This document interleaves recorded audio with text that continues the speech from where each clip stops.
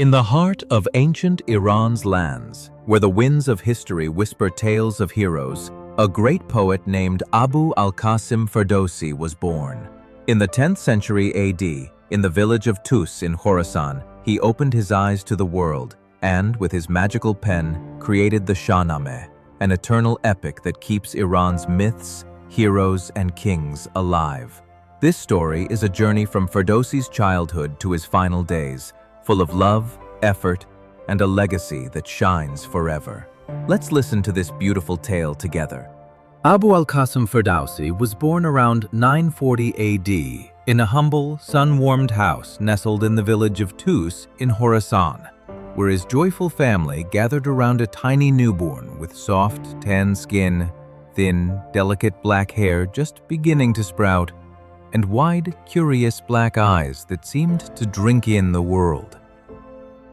His early childhood unfolded among the golden fields and whispering trees of the countryside, barefoot and laughing as he chased animals, with curly black hair bouncing to his shoulders, cheeks flushed red from play, and a wide, shining smile that lit up his round, innocent face.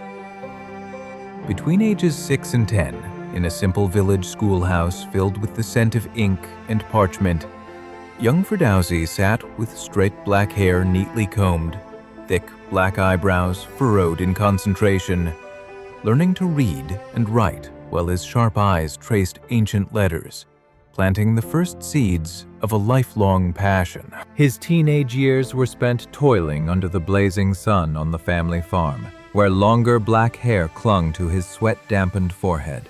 A thin black beard sprouted on his chin and upper lip, and his once slim frame grew strong and muscular, though his dreamy eyes still wandered to distant horizons filled with heroic tales. In early manhood, with wavy black hair reaching the back of his neck and a full, bushy black beard framing a thoughtful face, he immersed himself in poetry, married a kind-hearted woman from his own class, and built a warm home filled with love and quiet dreams. But life soon tested him. His father's death thrust heavy responsibilities upon his shoulders, turning the first strands of his hair gray at the temples and etching lines of worry across his brow. Meeting the poet Dachichi ignited a sacred fire within him. After Dachichi's passing, Ferdowsi, now with hair half black and half gray, and a long, determined, graying beard, took up the unfinished Shahnameh with unbreakable resolve. For 30 long years he wrote, through poverty that gnawed at his strength, through the shattering grief of losing his only son, through nights lit only by flickering candlelight, and days supported by loyal friends, until, at 65, with pure white hair, a snowy white beard flowing like wisdom itself, and eyes gleaming with triumph, he held the completed epic in trembling hands. He journeyed across deserts to Ghazni to present his masterpiece to Sultan Mahmud, only to receive a paltry reward. In noble defiance, he gave the gold to the poor and penned a sharp satire. His final years were spent in quiet poverty and deepening solitude, especially after his beloved wife's death left an aching void, until around 1020 AD, in the peaceful garden of Tus, he closed his eyes forever, leaving behind a legacy that echoes through time.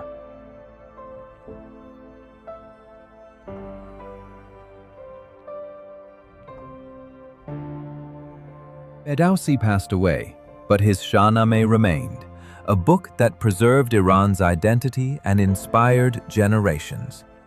He taught us that with love and perseverance, we can create great stories. This eternal epic is a reminder that true heroes live in words and hearts. Thanks for watching. If you enjoyed the video, don't forget to like, subscribe, and share it with your friends. It really keeps us motivated to bring you even more powerful historical stories. If you have any suggestions or feedback, let us know in the comments. We'd love to hear from you.